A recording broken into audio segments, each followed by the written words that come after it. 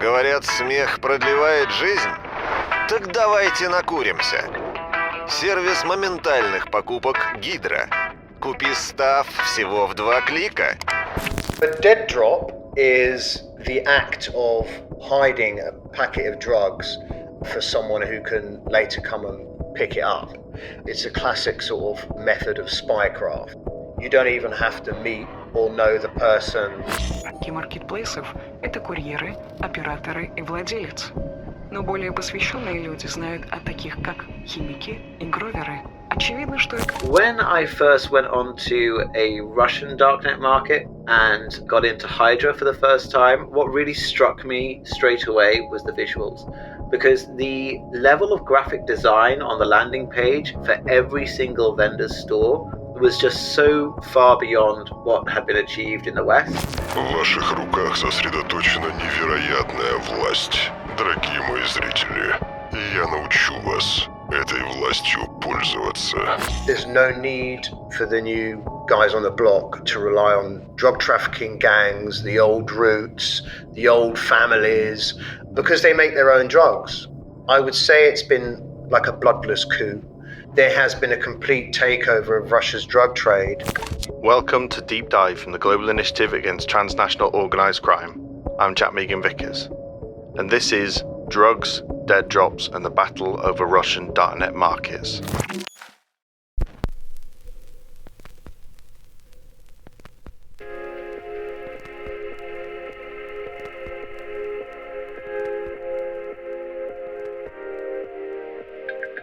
So, imagine that a bunch of friends are meeting up to go out for a night. Just a few bars, maybe a party. One of them suggests that they should buy some drugs to make the evening a bit more wild. In the UK, they might reach out to a friend of a friend because he knows someone, a local dealer. They reach out on WhatsApp, and a few minutes later, a guy turns up in a car, they make the deal through the car window, and then they drive off. Pretty easy, pretty seamless. In the drug trade, usually if it ain't broke, don't fix it. This is journalist Max Daly, who specialises in drugs and organised crime. He's an Orwell Prize winner and co-author of the book Narcomania, and also co-author of the GI paper Breaking Clad, Russia's Dead Drop Drug Revolution. I think in the West, there is a very, very easy and efficient way of buying drugs, and that is the face-to-face system. In the West is what everyone does. It's like falling off a log. The risk is fairly low that you're going to be caught and jailed, and certainly for small amounts of drugs. If you want to buy your drugs in a more normalized way, which is how most people buy drugs in the West, in Europe and in the US, they don't buy them online. They buy them by calling up their friend of a friend, or by messaging someone on WhatsApp. That's how people buy drugs. They go to a party, they bump into someone. All that stuff is so easy to do. Or if you're more tech savvy and more organised, you might jump onto Tor, the Darknet, and purchase some drugs from an online shop. In a few days, those drugs will arrive in the post. But this way of purchasing illicit drugs is still relatively niche compared to face-to-face. But in Russia, it's totally different. The Darknet markets have revolutionised the way consumers purchase illicit drugs. There's no need for the new guys on the block to rely on drug trafficking gangs, the old routes, the old families, because they make their own drugs. They completely forget about these people. They don't have to run neighborhoods with guns because they sell in secret. There might be some gangsters now involved, say, in the state, at a state level, who are getting some payback from this, potentially. But in terms of the drug trade, I would say it's been like a bloodless coup. I think there has been a complete takeover of Russia's drug trade, with no gunfights, with no argument. It's just happened. The ecosystem that's grown around the Russian Darknet markets is sleek, modern, highly efficient, secretive and highly profitable. And it has spread throughout Russia and into some neighbouring countries. And that's what we're going to be talking about in this episode.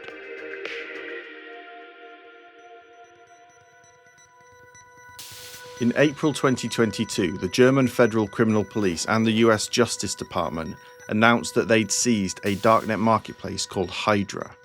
Well, a major bust on the dark web. The largest and longest running illegal marketplace in all the world is shut down. Officials in Germany made that announcement today. The operation part of a months-long effort with the U.S. Justice Department. The illegal marketplace called Hydra Market. Officials say it's a Russian language site on the dark web. They say it sold illicit drugs, counterfeit currency, stolen information, and hacking services. Officials say they also seized $25 million worth of Bitcoin from Hydra's servers. Now, Hydra was an absolute beast in this world. To put it into context, in 2021 alone, Hydra accounted for 80% of all Darknet market-related cryptocurrency transactions. Over the course of its existence, it was estimated that over $5 billion worth of cryptocurrency went through this platform. Even more remarkable was that when it was taken down in April 2022, during that 4-month period, it generated twice the income than its nearest competitors managed the entire year. The story of Hydra is key to understanding how the bloodless coup Max described took place. They completely changed drug markets in Russia. But first, let's go back to the very beginning. Many people will be familiar with the story of the Silk Road, the very first Darknet marketplace, created and administered by Ross Ulbricht, aka Dread Pirate Roberts, who was arrested in 2013 and subsequently jailed in 2015. In Russia, Darknet markets had also appeared. A few small markets like R2D2, Wayaway, Amber Road, Molina and Rutor, but the one that really took off was the Russian anonymous marketplace, or RAMP. It was a platform that kind of acted as signposting for vendors. So vendors could rent a space on the site and kind of say, hey, I'm selling. This is Patrick Shortis, a senior blockchain intelligence analyst working on the illicit drugs program at TRM Labs and co-author of the GI's paper Breaking Clad, Russia's Dead Drop Drug Revolution. In order to buy, you'd have to contact one of these vendors, and that often happened off-platform on a encrypted messaging platform called Jabber. And essentially, there was a bit of technical know-how needed to make this work. Like, it wasn't just a very straightforward process. RAMP was administered by this guy known as Darkseid, whose avatar was Edward Norton's character from Fight Club. In 2014, Darkseid agreed to an interview with journalist Andy Greenberg at Wired, where he described the idea behind anonymous Bitcoin payments on the Silk Road as a masterpiece, and that the Silk Road was an inspiration for creating RAMP. Of course, since then, we know that Bitcoin isn't anonymous at all. In fact, it's pseudonymous and traceable. Despite the appreciation shown by Darkseid to Silk Road, RAMP was quite different. It was decentralized, and this was something Darkseid was keen to maintain. It had very active forums discussing everything from hacking to drugs, although subjects like politics were banned from the platform, as Darkseid said that this was to avoid unwanted attention. Other illicit goods were also banned from the site, like firearms or pornography. The clientele of RAMP was exclusively Russian, which is perhaps why it avoided any dealings with international law enforcement like other Darknet markets over the years. RAMP had 14,000 users, and Darkseid said that the site made around $250,000 a year from the sales of illicit drugs. Granted, that doesn't sound like a lot, but the reason for this was that RAMP didn't take commission from drug sales, but took a fee for the ability to trade on the platform. So it didn't matter whether you were making hundreds of deals or just a handful, everyone paid the same. At the same time, RAMP launched a series of attacks on its rivals, destroying R2D2, with a series of distributed denial of service or DDoS attacks. At the same time, RAMP began to revolutionize the drug buying process. Russian Anonymous Marketplace came up with this feature that really changed how people went about buying drugs. Because the way that it used to work was that in order for you to buy drugs on the site, you would have to contact a vendor, and the vendor would, ask you what you wanted. You'd make an order. They would go out into Russia and hide your order somewhere for you to pick up, and then you would have to then go and pick it up. And that's quite a slow process. You make the order, they go out, they come back, you go out, pick it up, you come back. And what the administrators of RAMP came up with was this process of automating this a bit. Instead of you making the order and then the vendor doing the dead drop, the vendor would just go out into the street and hide all of his drugs across different spaces in Russia. So maybe in a forest, maybe down the back of an alleyway, what have you. And then he would advertise the fact that he had addresses to sell, locations where drugs were. And then you would buy one of those locations. So now the vendor just does one big series of drops, goes online and sells those locations. And this immediately speeds up the entire process because you can order it and your location's ready to go immediately. And so that, I think, was really what changed things for this model of dealing. It was the fact that suddenly you could buy your drugs and get them the same day. Given the quantity of drugs being purchased, shop owners used couriers to place the drugs. In Russia, these people are known as cladmen.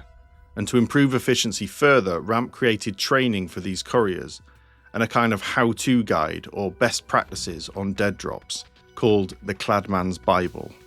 It basically describes how to go about doing the job of hiding drug packages, both in a city or in the outskirts of cities, what materials you'll need, what kind of operational security you should follow. And it's a very different kind of set of problems, right? Because they need to think about what happens if the police stop you, how not to look shady, how to go and scout out all of the different places that you want to drop the drugs and make sure that you make those drops without raising any suspicion. So some of the advice in it may be, first do a route of everywhere you plan to make the drops without the drugs on you, just to kind of get a sense of each hiding spot, make a note of them in your mind, and then go and do them all in a row so that you're not just trying to do it all at once and possibly putting yourself in danger. Another bit of information might be on how to create an encrypted partition on your phone so that if the police do stop you, they'll look through your phone and they won't see anything that looks like drug-related information, but actually you'll have an encrypted partition in something that looks like a calculator or what have you, where actually within there are all the pictures you've taken of all the drugs and, you know, the app that you're having conversations with the guys who are running the network or what have you. It will cover the correct placements for correct different types of drops. So there are 3 different ways in which drug drops are made in Russia. One of them is a magnet. So drugs are attached to a small neodymium magnet, and that might be attached to anything metal, the bottom of a phone box or the back of a street pipe or something. And in this guide, it describes the benefits and drawbacks of all of them. So, for example, a magnet is very good for being able to quickly pick it up and move on. But it's not great for leaving in place because there's lots of people out there in Russia who are aware of magnets with drugs on them all over the place. And so if you leave something on a magnet, it's probably going to last a couple of days at best, and then someone's going to find it. And so you just need to be aware of that. And then there's a buried treasure. So this is like the most secure treasure because it's buried under the ground and only you know where it is and you've taken a picture of it, right? And so those tend to be on the outskirts of cities because it's a bit harder to go into like, you know, a very small park and just start shoveling away at the ground.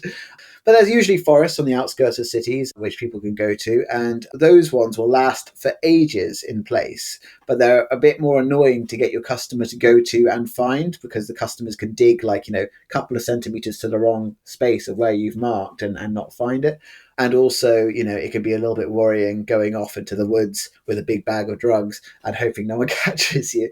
And so there's these kind of balances. And the third one is called a cache, which basically is everything that isn't the first 2. So this might be you leave the drugs crumpled up in a little packet of cigarettes and, you know, you toss the cigarettes on the ground. Or I've seen some where people have used these kind of fake stones that you would usually see someone hide their front door key in, and they've put the drugs in there and placed it somewhere. So there's some really kind of innovative ways in which people do dead drop placements. And that tends to be something that they're rated on once the package is picked up. You know, the placement is considered part of the art of being a good Russian drug dealer, in the same way that the stealth, as it's called in the Western drug Darknet world, is considered part of the art of hiding a package so that no postal services will find it suspicious, right? You know, in the West, we have flowers that are sent to people and the plant food contains all of the drugs that's actually being sent through to the recipient. So there's an artistry in both worlds, and the drop placement is a big one for Russia.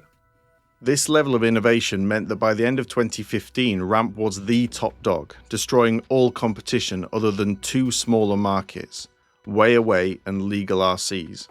who were specialists in synthetic drugs with already established connections to the Chinese and Indian precursor market. Why these two didn't get targeted like Amber Road and R2D2 is probably because their business models didn't overlap. Wayaway and Legal RCs were synthetic drug specialists, whereas Ramp sold traditional illicit drugs like cocaine and cannabis. But these traditional illicit drugs were also becoming more difficult to get.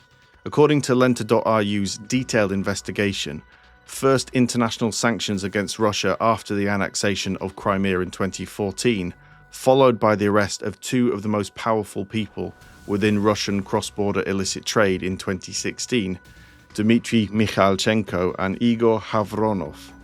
And so the winds were changing, and ignoring these two smaller specialist darknet markets, Wayaway and Legal RCs, would turn out to be a fatal oversight for Ramp. Because in 2015, the two merged, and Hydra was born. War was coming.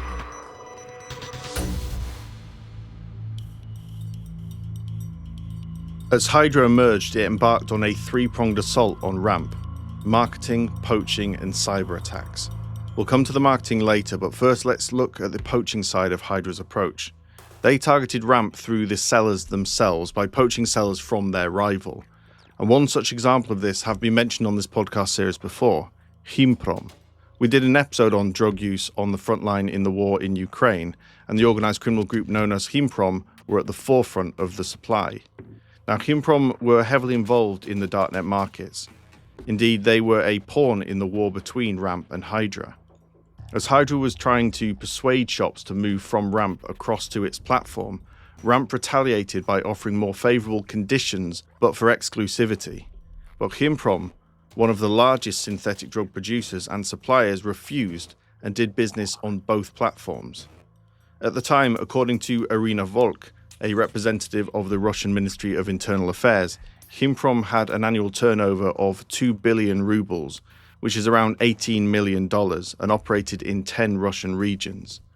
So Ramp tried to make an example of Himprom by handing over details to Russian law enforcement, a practice that they had done before, resulting in a number of arrests and the seizure of illicit drugs. But it had the opposite intended effect. Stores voted with their feet and jumped ship to Hydra. And then the cyber attacks. Ramp was targeted with a series of DDoS attacks using the Mirai botnet. According to Lenta.ru's investigation, its use for this task was almost free of charge, perhaps an indictment from the cybercrime community against the way DarkSide and Ramp operated. And just to take a slight detour, the Mirai botnet is a remarkable piece of malware created by 3 teenagers in the US. It targets IoT devices, Internet of Things. And of course, there are billions of these devices all over the world. At the last count, as of 2024, it's estimated that there are nearly 19 billion of these devices worldwide. Many of these have very weak or non-existent security features, and so can easily be compromised and gathered into a huge botnet to launch DDoS attacks, flooding targeted IPs with requests rendering websites and servers unresponsive.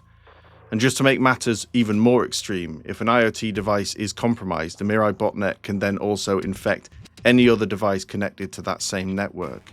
One of the creators of the Mirai botnet dumped the source code, and now anyone could create one. And to put things in perspective, the Mirai botnet was used for many attacks across the globe, including crashing Germany's largest internet provider. It took down almost the entirety of Liberia's internet in 2016. It attacked French hosting provider OVH, and finally attacking the domain systems provider DIN, which took out an estimated quarter of all internet sites. This was the weapon reportedly used against Ramp by Hydra. Here's Patrick. You had these kind of battles between Ramp and Hydra, in which Hydra was launching these attacks at Ramp. And because Ramp was down, what do customers do? Well, they still want drugs, so they'll go to the other market. Now, this is a very common thing. We see it in darknet markets in the West too. DDoS attacks are very, very common between darknet markets. It's the equivalent of having someone lock the door to your shop so that it drives traffic to the next place. And it basically is a very effective way of making vendors and customers feel they want to migrate. But essentially, that was the way in which Hydra won this war, which was securing some of the largest vendors from Ramp over to Hydra and then undermining Ramp's uptime so that it was unable to properly serve customers, and they went to Hydra instead. Within 2 years of Hydra's arrival on the scene, they had destroyed Ramp, which was eventually taken down by Russian law enforcement in 2017. Although there is some controversy around this, it appears that law enforcement claimed to have done so, but those arrested were not the admins of the site and in fact just a single Darknet drug shop. After the destruction of Ramp, Hydra now reigned supreme and grew into a monster, dwarfing all competitors. So Hydra was the largest Darknet market that we have ever seen. And when I say that, I mean it both in terms of the amount of cryptocurrency that was going to the site, which was over the entire lifetime, I think around 5 billion, which is just insane. I mean, Western Darknet markets, even the most popular ones, tend to be in the millions. Some have got as far as the hundreds of millions, but not very far beyond 100 million or 200 million or something. To get to 5 billion over the course of a lifetime is just huge amounts of money. The other thing about Hydra is that aside from the cryptocurrency aspect of things, it was just the sheer number of feedbacks that were left by buyers on the site. As part of research I did for my PhD with some colleagues, we did a scrape of the Hydra Darknet market. And during that scrape, we collected all of the review data, all of the listings of the products and what have you. But what we found really interesting was the review data, because on most Darknet markets, you'll see the number of reviews left on the entire market in these scrapes being around 100,000 or so reviews, those kind of figures. Whereas for Hydra, the number was around 5 million. And that was considering the fact that Hydra doesn't actually list all of the reviews it has. Hydra actually deletes reviews after a certain amount of time. So that 5 million that we collected on that day that we did the scrape wasn't even the full scope of the review data that Hydra actually had. And it's indicative just of how many sales were going through the site every day. But I would say that aside from just the size, the other significance of Hydra is how it has radically changed the face of Russian drug sales. And it's done this in a variety of ways. So if we take a step back and we look at how Darknet markets work in general, and let's talk about the West as a case to compare this to.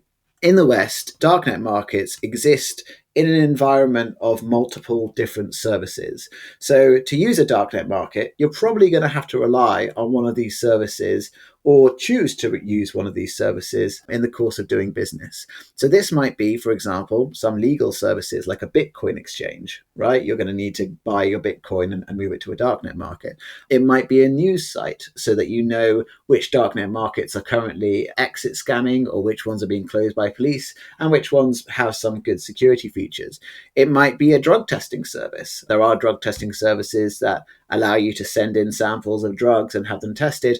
And both customers and vendors in the West have used these services to make sure that their product is of good quality. So there's lots of what we call ancillary services surrounding a Darknet market.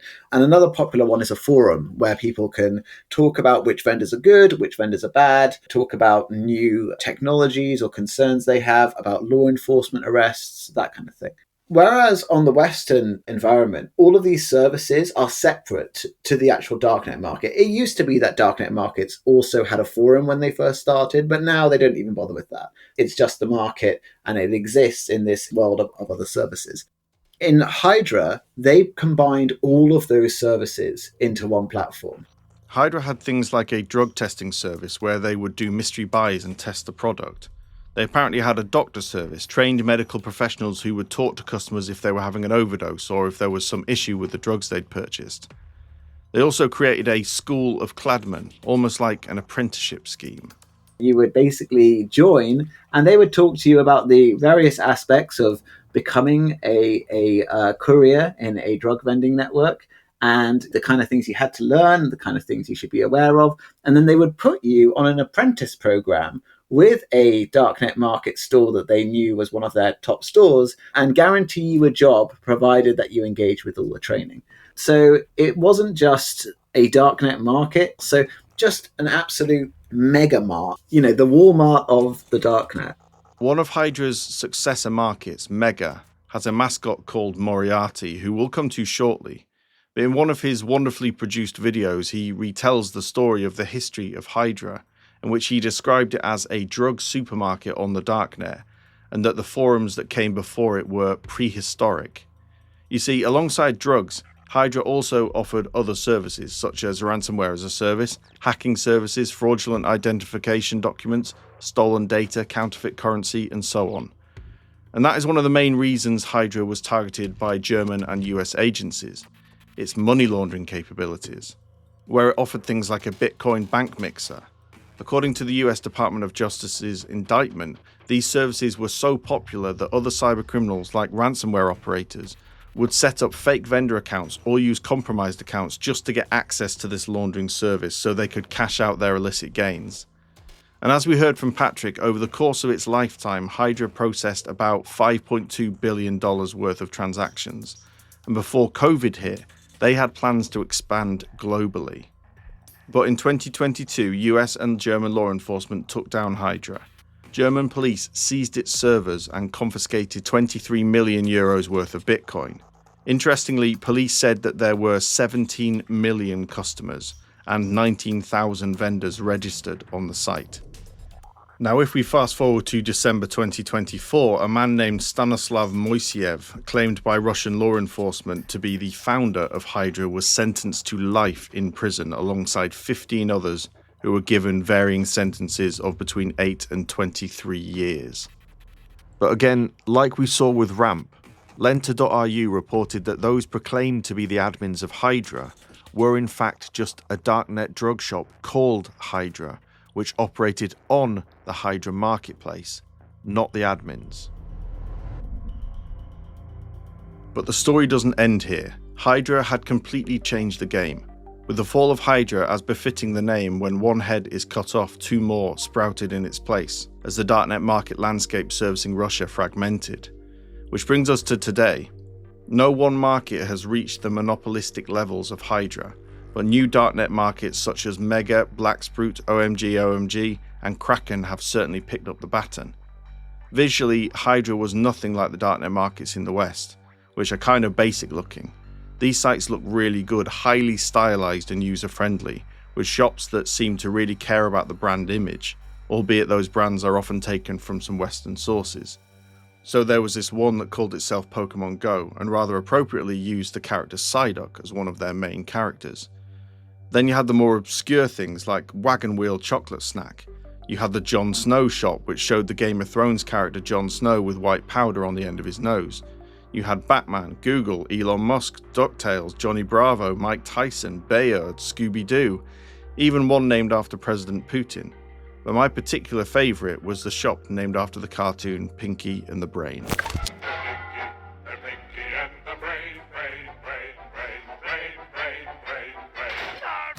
Darknet markets in general, I've seen lots of them come and go, and one thing that's pretty consistent in Western darknet markets is what they look like, the visual. So you go onto a darknet market, and on its landing page, you'll see a string of different drugs, sometimes with the name of the vendor written on a piece of paper next to the drugs to prove that the vendor has the drugs that they're advertising.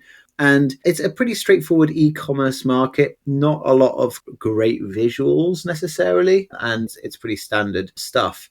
When I first went onto a Russian darknet market and got into Hydra for the first time, what really struck me straight away was the visuals, because the level of graphic design on the landing page for every single vendor's store was just so far beyond what had been achieved in the West. And also the focus was on the vendors rather than the products. This attention to the visuals of the website and wider marketing strategies have been taken to another level by the current crop of markets as they compete for customers. Here's Max. What they had to do, unlike Hydra really, they really had to sort of show off, and they really had to say to everyone, Russia's huge drug buying and also drug producing market. They had to say, look, we are the big guys. Let's look at a couple of the darknet markets and how they market themselves. First, let's focus on online, specifically Mega, which is fronted by the paternal character of Moriarty. Here's Patrick.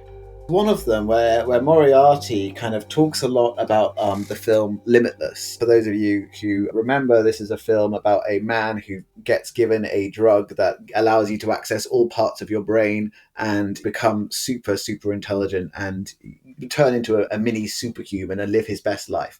He basically is describing aspects of how you should live your life as a young man in Russia, whilst clips from this film are being played. And he's doing this kind of Jordan Peterson-like, clean your room, be more real about getting a job, wake up every morning as early as possible and get on that hustle and that grind. It's like a mix of the red-pilled work culture and politics and hustle culture all mixed in with actually selling pills and Russian darknet markets. So yeah, it's a unique social media product, and I haven't ever seen anything like it before. So Moriarty is a smartly dressed golden skull mask wearing professor, and it's a fascinating choice of name. For those that don't know, Professor Moriarty was a character from the Sherlock Holmes novels. He was the archetypal supervillain described by Holmes as the Napoleon of crime, Watson. He is the organizer of half that is evil and nearly all that is undetected in this great city. He is a genius, a philosopher, an abstract thinker. He has a brain of the first order. When you take this quote and then analyze the videos that are released, Mega's Moriarty likewise takes on this philosophical, paternalistic, moralistic, and yes, criminal persona quite well. It's a fitting name in my view. Here's Max. A lot of this marketing is done with extremely high quality, very well watched videos by these sort of figureheads of these organizations. For example, Mega Market has got this guy called Moriarty, who some of his videos have been watched millions and millions of times. He's a bit of a sort of he's a masked guy, very high quality visuals and music and imagery and graphics. Definitely the sort of, Hollywood pop star level video quality, persuading people how a career in the drug trade is the best thing to do. There are other characters associated with these darknet markets. For example, Blacksprut has Jessica Ocean, an often glamorously dressed woman always wearing a mask that covers her entire head, bedecked all over with silver studs, like the ones that skater kids wore on their belts in the 2000s. The studs glitter and sparkle as she moves. Like Moriarty, Jessica's videos are highly produced and cover topics as diverse as how to keep your area safe and how to protect yourself from fraud. Both important issues for sure, and it's always welcome getting advice such as this, particularly when it comes from a darknet marketplace that sells nothing but illegal products and services. There was this one video from Jessica Ocean that made me laugh. She was interviewing a Kladmen. Jessica in her beautiful silver all over head mask, and the Kladmen wearing a black balaclava with sunglasses. Now, what makes this funny is that the voices are clearly recorded separately, so essentially you're just watching two people gesturing in a bizarre way. Jessica's movements are quite unnatural, to put it mildly. For some reason, she reminds me of a lava lamp. Her head moves like one of those bobblehead figures, and her hand flicks around like a conductor. The whole thing is just weird. Moriarty is much more effective in his performances. In addition to these, markets have used influencers to push their websites. For example, Yulia Finesse, a once prominent social media star, frequently talked about where to buy illicit drugs and was paid by Kraken to tattoo their logo on her neck. Her boyfriend, a rapper, was also paid to advertise the markets. Aside from the online world, these darknet markets have practiced some high-profile guerrilla marketing tactics in the real world.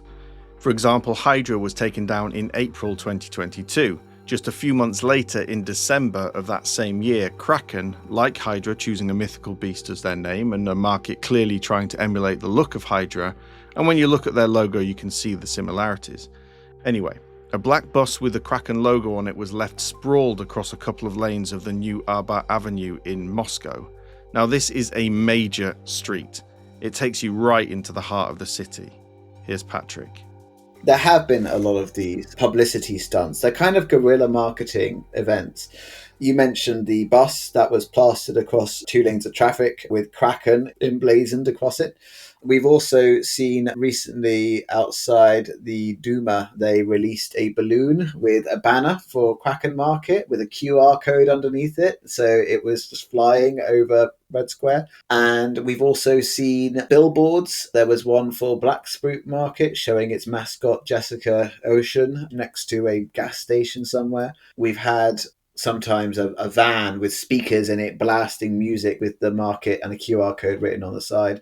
And it's not just the markets themselves who've done this. I've seen this happen with vendors as well. So the vendor networks. So in one video I have, it shows a shopping mall and someone is throwing money off the top of the shopping mall, and stamped on each note is the name of a drugstore on its Telegram group. So it's just a very sneaky way of getting people to pay attention to something. But that's the kind of high level stuff. And at the lower level, every day you've got people who are hired by markets to go and put graffiti out for drug stores individually, but also for darknet markets. And you have these Telegram numbers or links to darknet markets pasted up in all cities of Russia. And it's a problem. It's a serious problem. These brazen marketing campaigns were also combined with attacks on one another. Since the fall of Hydra, the different heads that emerged have fought on and offline for supremacy. Since Russia invaded Ukraine in 2022, we've been tracking the cybercrime landscape in this region, and there is a paper covering this due to be published in the near future. But as part of this monitoring, early on we started hearing about this group called Killnet, which is a pro-Russian hacktivist group run by a hacker who went by the name Killmilk. So Killnet made a lot of noise in 2022 and 2023 with DDoS attacks against targets in NATO countries, such as the UK's royal family website, airports in the US, and one attack on Latvia led to the government there designating the group a terrorist organisation. But at the same time, Killnet had a connection with Solaris, one of the markets that emerged after the fall of Hydra, carrying out attacks on rivals such as Rutor. Eventually Solaris was taken out and absorbed by Kraken. Now, Killnet has suffered some internal issues and a change of leadership. Killmilk was sidelined and the operation was handed over to another group called Denon Club. Don't worry, I'm getting to the relevance of this little detour. On the 10th of January 2024, Denon Club exclaimed in a fairly grandiose way, "Calling all Darknet users and dealers, dear friends and colleagues, I, the owner of the hacker group Denon Club, officially declare it. The Kraken platform will cease to exist within 2 months. You may not believe me now, but so that no questions arise in the future, we have warned you. After Kraken, we will end the existence of Blacksprut." The patriotic hacktivism doesn't pay as well as Moriarty, I guess. You see, it appears that Denon Club has allied itself with Mega. "Soon, my colleague Moriarty and I will provide you with a new place to spend time, as well as secret knowledge. In 2024, we will become a monopoly, and no other project will physically be able to continue to exist." Meanwhile, whilst the darknet markets vied for position, the structures put in place first by Ramp and then Hydra have continued to flourish, and the dead drop method has become the way to purchase illicit drugs. And no position is more emblematic than the Kladmen, the couriers. We heard earlier about the Kladmen's Bible, which teaches and advises prospective Kladmen on how to operate, where to stash drugs, how to do it, and so on. For example, if you go to a forest on the edge of town and it's been snowing, bury the drugs and mark the spot by placing a stick in the ground. Take a picture and then send it to the buyer. Then cover your tracks in the snow. Sounds like a great idea, right? Here's Patrick. I was reading this one guide, and it was written by a Kladman.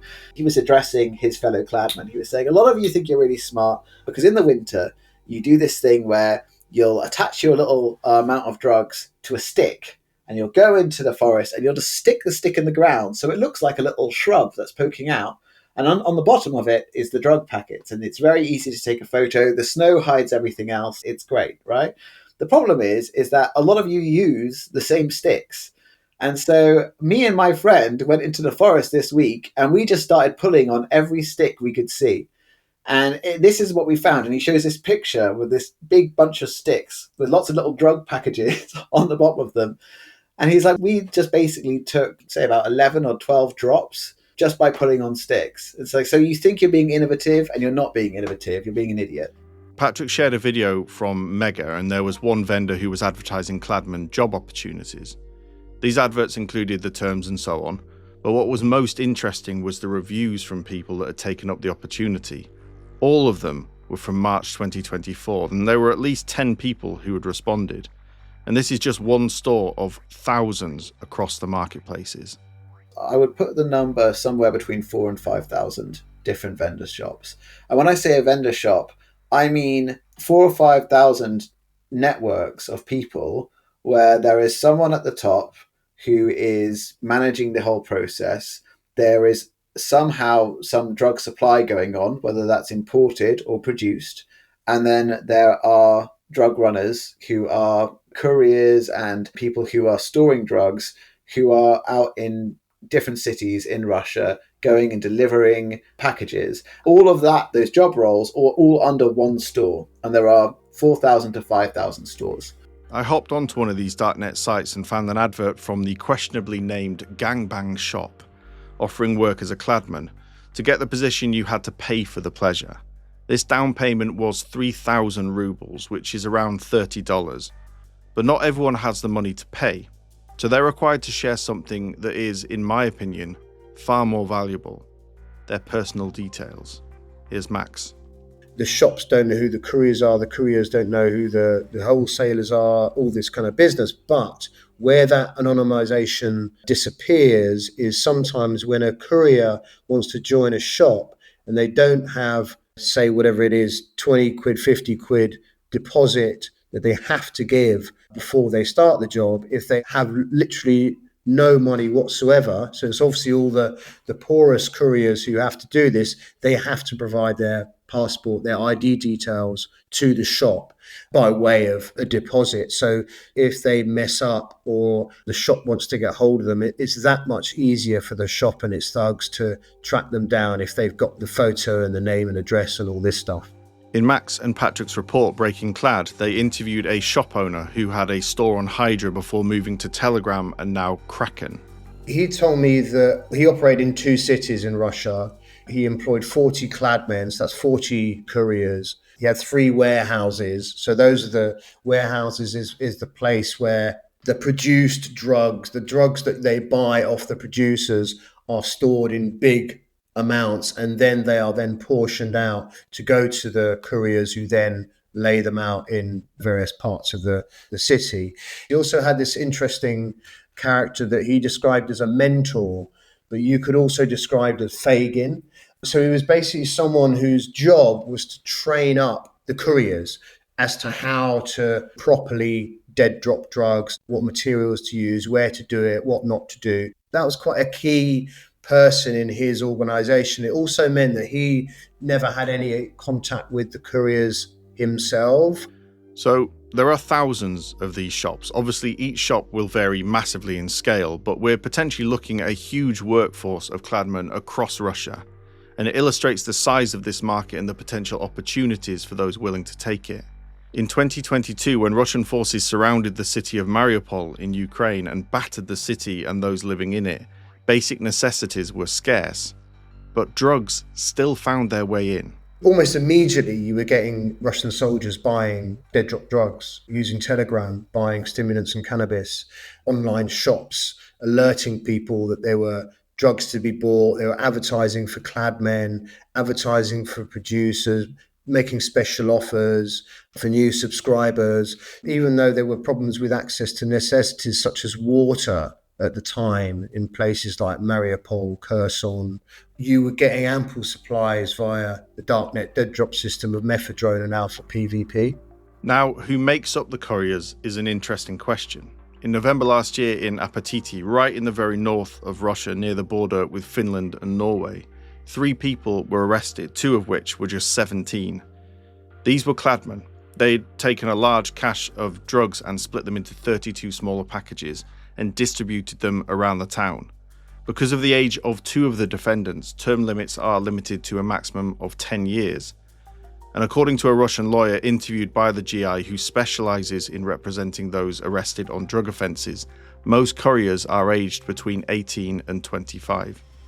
To get one of these positions, many of the adverts are on the Darknet markets or associated social media platforms like Telegram. You can safely assume that the prospective Kladmen had some knowledge of the platforms themselves and have probably used them before. I would think that most people who are couriers are probably drug users who have been involved in buying drugs on these forums and using these apps on Telegram, on the Darknet. They're very familiar with the whole system. They know how to do it. They picked it up tons of times for them or their friends, and now they're turning their sort of hobby into a job. So I think probably a lot of them are occasional drug users, but there is a very real risk that if you are addicted to drugs... The old moniker of don't get high on your own supply, as Frank Lopez prophetically warns Tony Montana in the Scarface movie. Yeah, don't get high on your own supply. Like particularly in Russia, it would be an extremely dangerous thing to do is to start, if you've got a terrible addiction, and as soon as you see some drugs, if you're a courier, you want to kind of like snort the lot. I mean, it could be potentially deadly in Russia specifically, even though it's run by this supposedly anonymous system. The punishments and the downsides of it are a lot worse. If you mess up, you can get beaten within an inch of your life, and if you get caught, you can get 8 years in a flipping prison in Siberia. And this is an important point. It's the couriers that are at the most risk. They are the front end of the entire system. And Russia has a strict policy on the possession of illicit drugs, where culturally drugs are seen as symbolic polluters of the country. You see, there is a law called Article 228, and it concerns the illegal acquisition, storage, transportation, making or processing of narcotic drugs.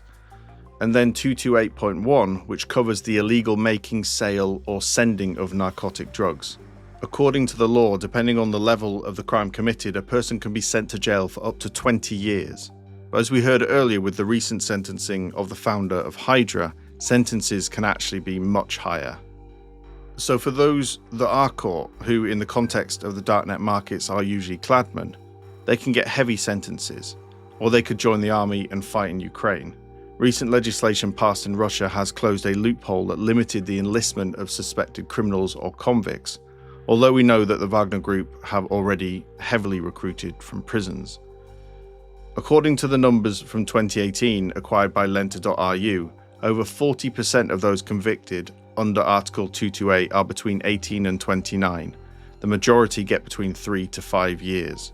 But it's worth saying that these tough sentences have contributed to the rise of the dead drop method, because it's highly anonymized from production to purchase to delivery, with less of an opportunity to be caught. Now, there is a high turnover for Kladmen, but there is also some scope for career progression. For example, the most trusted couriers can become wholesalers, sometimes called stockists or warehouses. This role involves working with the carrier or transporter who moves the drugs around the country by various means of transport. The wholesalers then store large quantities of illicit drugs, replenishing the master stashes for the Kladmen to access. But of course, if you get caught, you will go to jail for some time, and so it's well paid. Wholesalers and carriers must provide a large deposit to secure a position, but both positions can be lucrative. A wholesaler can earn up to $21,000 a month. Carriers can earn $5,000 for a week's work or $2,000 per trip. But carriers are vulnerable because if they get caught, not only do they get long prison sentences, but it also puts law enforcement in charge of the drops, so the wholesalers and Kladmen are also at risk of arrest. The carriers are the ones that receive the drugs directly from the producers, and that brings me to the other progression option for Kladmen, becoming a producer or chemist. There was one advert in the Breaking Clad report from Blacksprut, and it was for a chemist, the producers of the drugs. The AI-produced image has a man in a white coat surrounded by glass bottles and scientific equipment. Behind him are shelves of bottles like an apothecary of old, and to his side is a blue and white bird that looks like an ice phoenix, and it says Chemist, Highway to Heaven. And this is it. These platforms actively encourage people to become producers. Hydra had some amazing how-to videos. You can literally watch a step-by-step guide on how to produce different synthetic drugs. Here's Patrick. It basically had a beautiful graphic logo of Hydra at the beginning, and then some Russian techno music as a guy in a lab coat began to construct all of this in front of you, step by step, and show you exactly what material you needed and exactly when to turn this on, when to turn that off. Like, you could not get it wrong. It's that simple to follow. That's not a vendor who's done that for other vendors to learn from. That's the market that's done that. That's the platform itself. So they're aware that they make money when people make sales. And so they're actively encouraging and helping grow the number of methadone producers, the number of alpha PvP producers within the country, because they know that if there's more people producing it, there's more people needing to sell it. And where are they going to sell it? They're going to sell it on Hydra. They're going to sell it on Kraken. They're going to sell it on Blacksprut.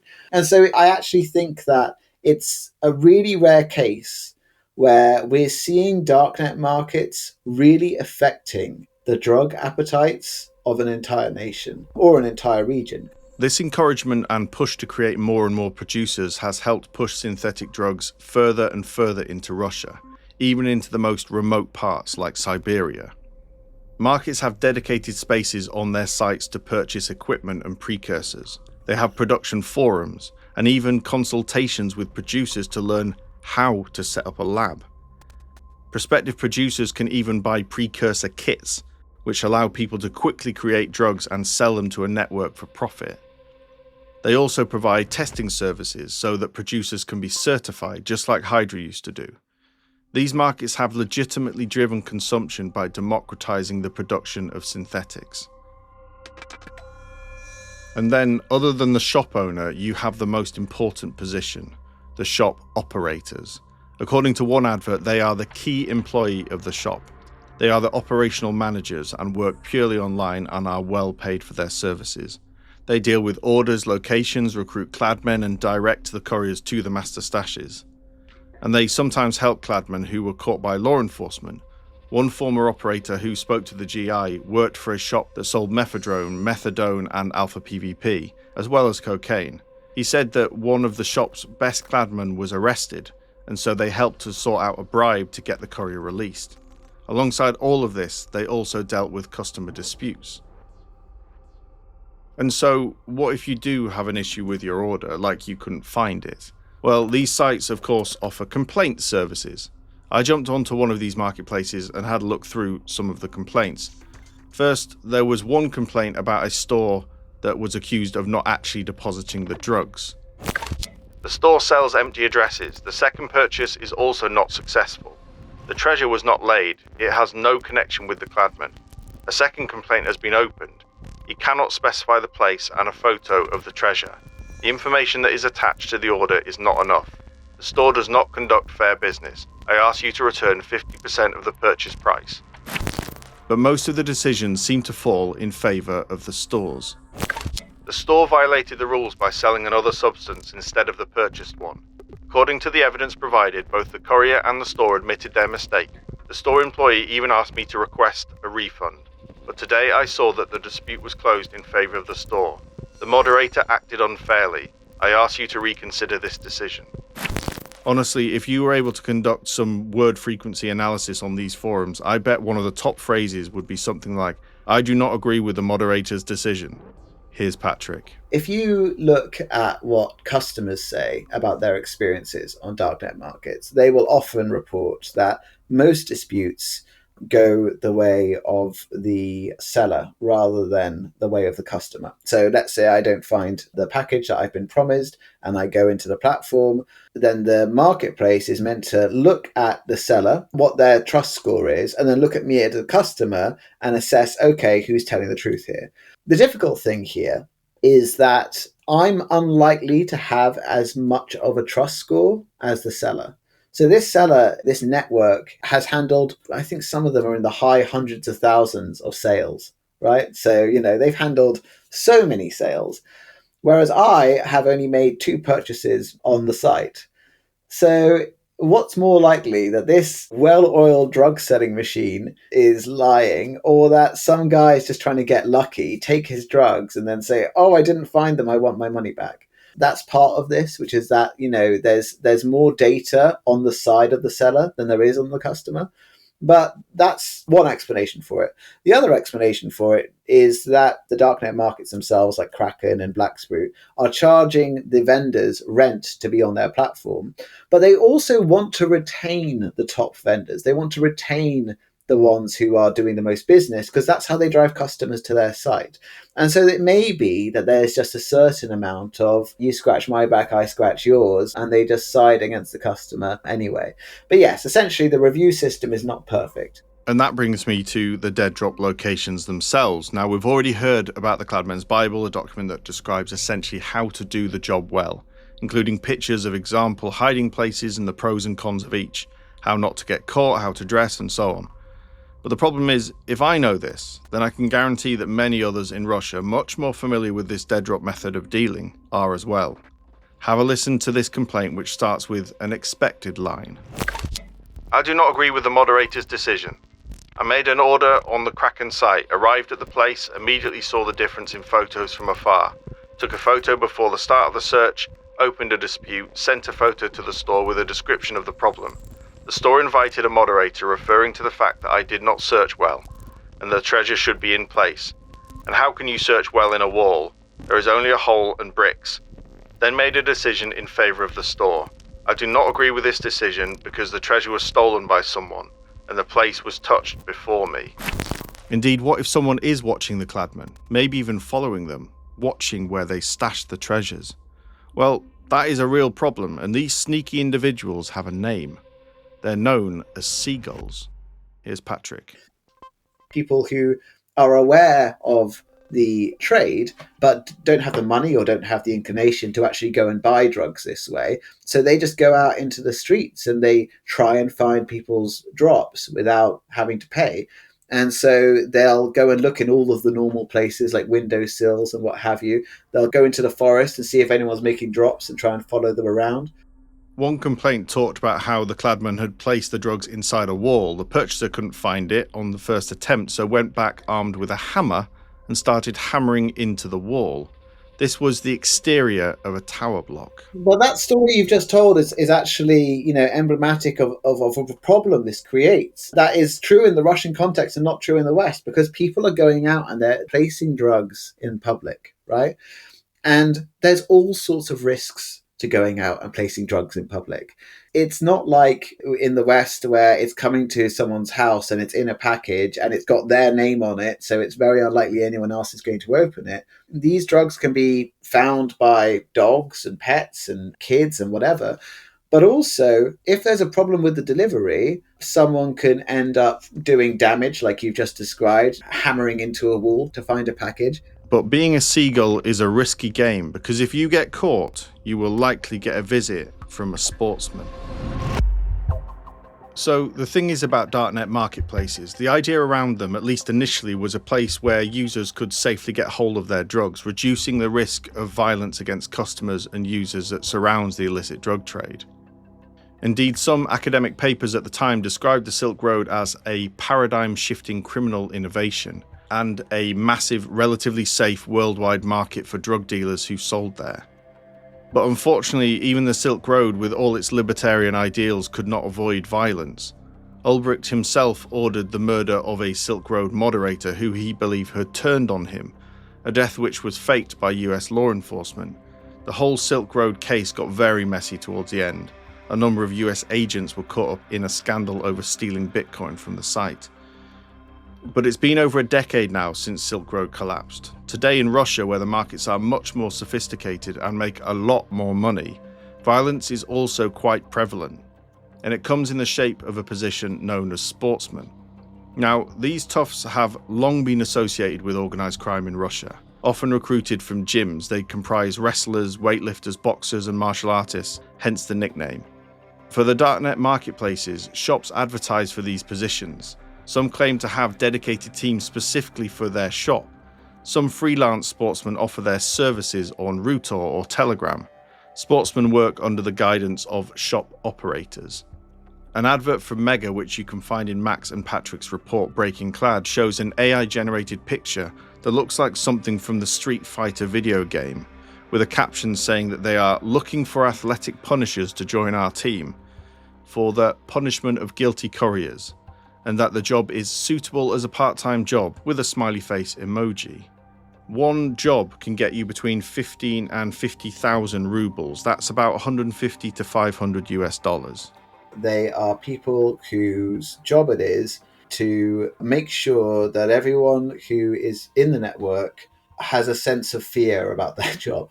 So basically, if you're accused of stealing from a Russian dead drop network, then it's likely that sportsmen will visit you. And two guys will turn up on your door and they might talk to you and threaten you. They might just set fire to your building or to your home. And they might pick you up, put you in a car, drive you out to a forest somewhere and beat you up, cut off your fingers, break your bones. I mean, there's a whole range of different punishments that happen online. And then they film this act and then they put it on Telegram so that everyone can see what happens when you steal from a darknet market. There are several sportsman channels which are dedicated to just sharing these videos. Patrick shared some of these channels with me, and some of the videos you find on there are truly horrific. There are thousands of these videos circulating online. Young Russians being beaten, abused, sexually assaulted and their bones broken, whilst being forced to apologise to the darknet vendors they've deemed to have offended. Some have even been killed. There was one video that particularly stuck with me, and it was of a young girl, maybe in her late teens, with long hair. It's dark and there are some masked men standing over her. The camera is lighting up her face and she looks petrified. A sportsman kneels in front of her and brandishes 2 pairs of scissors. He's telling her to cut her long hair and she is crying and pleading with them. It's hard to watch. She tries to get up, but they shove her to the ground and she is wailing with fear. Eventually one grabs her by the hair and she is cowering and crying in front of him, yanks her head back, takes the scissors and starts cutting and cutting her hair. The sportsman then takes his hand and holds it over her mouth to keep her quiet, before grabbing a small plastic bag. Inside is a bottle, and he begins to pour it over her head. And you can see the confusion on her face as she feels this liquid on her head, and she tries to wipe it away, but that just spreads the liquid further and it's all over her hands, face and head. It's bright green. And then they seem to let her go, and she runs off camera. That liquid is important here. They've marked her with something called brilliant green. It's a green solution used in antiseptic products, but can also be toxic. But it also sticks to the skin and can be very, very hard to remove. And people know what this mark means. What's very unique about this is that this is the first time we've seen violence in darknet markets as a regulatory mechanism. We were obviously aware of violence, everyone is, in drug networks at the street level, across all countries, but it's never really been seen in darknet markets in the way it has with Russian darknet markets. And finally, the person overseeing an entire shop, the shop owners themselves. What about them? We heard earlier from Max about an interview he conducted with a shop owner who worked in the regions rather than the major cities like Moscow and St. Petersburg, and ran a decent-sized operation, including 40 Kladmen. Here's Max. He employs a lot of online staff to keep the whole thing running. On a Good Friday, he sold 400 grams of methadone, which is a pretty sort of decent amount. It's certainly not small scale. And he was saying overall, he estimated he made the equivalent of almost $1 million a year revenue. And in saying that, he said that he had never had any problems with the law. He'd also never seen any of his friends' shops being busted. And when I asked him what the best thing about his job was, he said that it was the money and the freedom which his job and that money gave him to not have to rely on the Russian regime. And he's also a massive fan of London. He's visited London a lot of times. One shop owner told the GI that thousands of shops are dismantled every year, but the shop owners are almost never arrested. And that's it. These people are like shadows. The anonymized nature of these darknet markets means that shop owners, at least currently, can just rebuild, adapt and carry on. Whereas Kladmen and the like, well, things don't look good.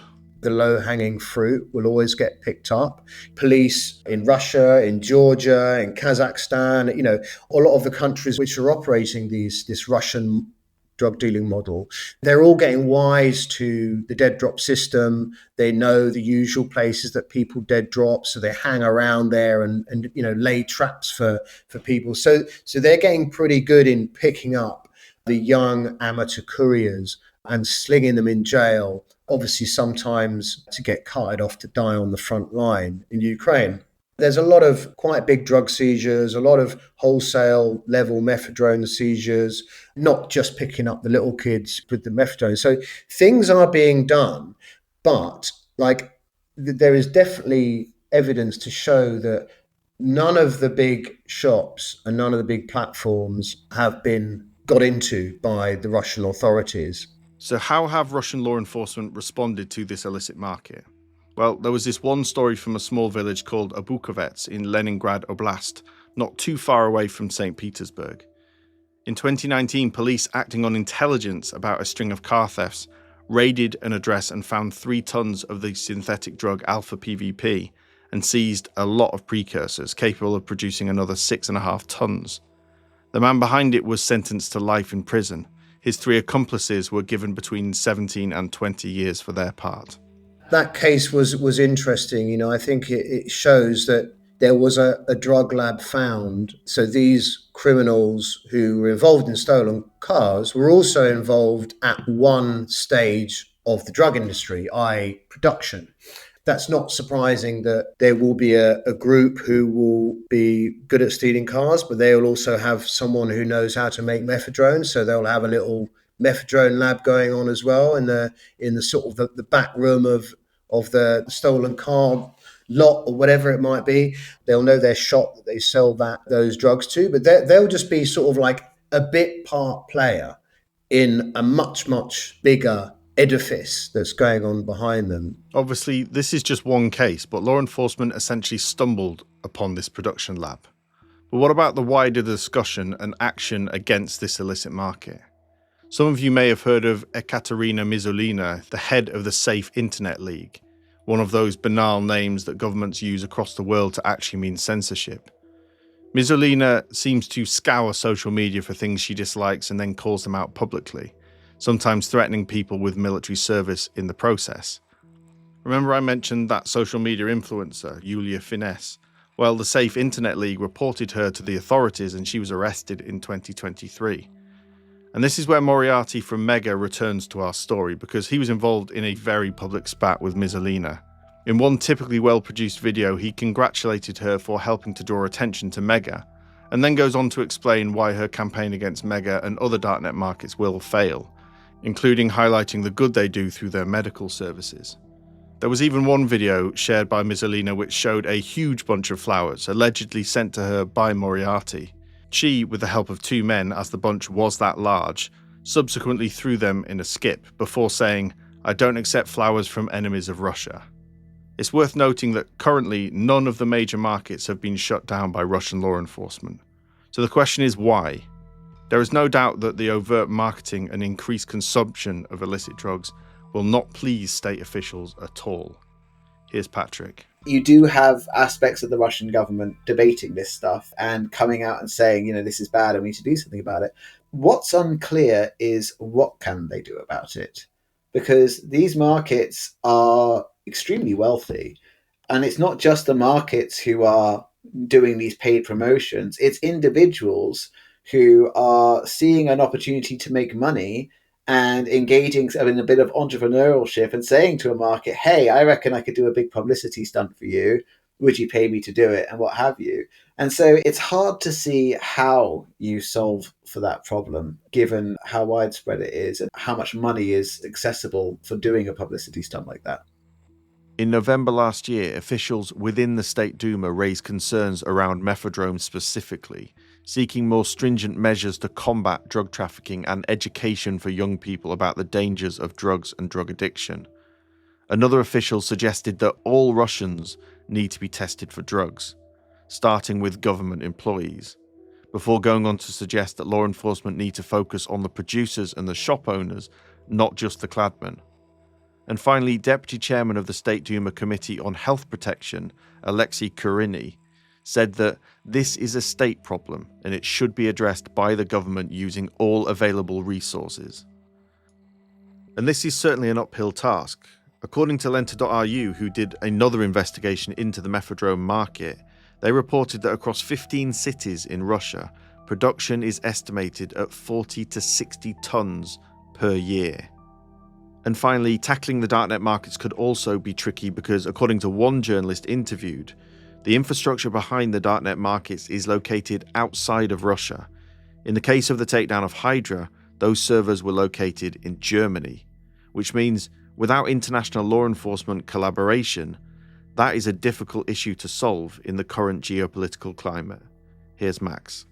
To fight crime, which is absolutely global and international, you have to fight that with global police forces, and that's what's slowly being done.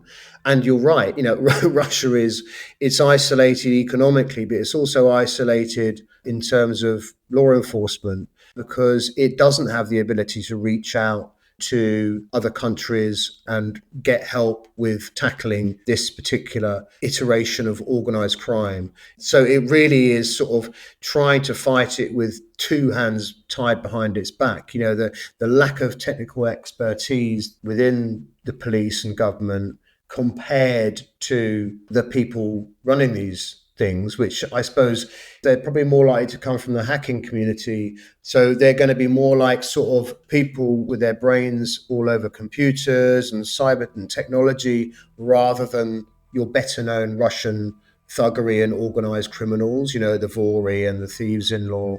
And there is a serious point to this. If we park the apparent medical specialists claimed by the darknet markets to one side, the spread of synthetics using the dead drop method is causing hidden health problems in Russia. That's the thing that this particular journalist wanted to get across to me. As someone who was living in Russia, who lives in Russia still, he was really concerned about a lot of his peers, a lot of the people that he knows, a lot of people he bumped into were starting to get a problem with mephedrone. Mephedrone is the most popular drug in Russia, and it can be seen more of a party drug. But he was saying that a lot of people have ended up, as happens with cocaine and speed and crack and other stimulants in the West, some people, for whatever reason, get too heavily involved in it. There's a lot of reasons why he's worried about young people in Russia who are having a difficult time of it at the moment, but they have this incredibly Moorish, cheap drug which they can run to within a few minutes and grab. He was genuinely worried about that, and he thinks that it's something that's going to come back and bite Russia up the arse. He really seems it's a kind of a hidden problem. But from what he's saying is that there is a sort of looming problem amongst the sort of younger generation of quite damaging drug addiction, mainly to this drug. But also, as you say, alpha PVP is also in the mix. And that's just more of an extreme stimulant than mephedrone. And it's linked to sort of mania and impacts on mental health. And so this dead drop method, began and perfected in Russia, has completely revolutionized the illicit drug market in the country. But what about elsewhere? For a long time, it's been in Ukraine. So it almost started up at the same time in Ukraine as it did in Russia. And that system has also spread to many other countries bordering Russia, most notably Georgia, Belarus, Kyrgyzstan, Kazakhstan, and other countries too. And again, there you're starting to see similar drugs being used, the rise of mephedrone in those countries, and generally the rise of synthetic drugs. You're seeing labs starting to pop up. You're seeing public graffiti by way of PR and social media. Hey, you need to get onto this site. You need to become a courier. You need to become a chemist. So we're seeing all the same things being mirrored in these countries bordering Russia, basically, Russian-speaking countries. Again, some of them with their own online shops, but they're using the same method. We are seeing these pop up also in some countries in Europe. There was a sign that we saw in Liverpool recently advertising for couriers and make drugs. And I think most prolifically in South Korea, we're seeing huge amounts of arrests of people involved in darknet dead drop drug markets. The similar thing here is strict anti-drug regime. So if there is a way of buying and selling drugs which adds an extra layer of security for people and anonymity, then this is why this system, the Russian system, is so important for me.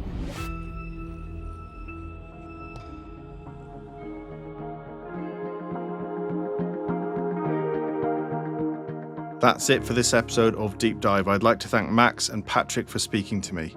For more information on this topic, you can find a link to the paper Breaking Clad, Russia's Dead Drop Drug Revolution in the podcast notes, as well as any other relevant links. For other research on organised crime from around the world, head over to our website, globalinitiative.net. This has been Deep Dive from the Global Initiative Against Transnational Organised Crime. А на сегодня все. С вами был профессор Мориарти. Берегите себя.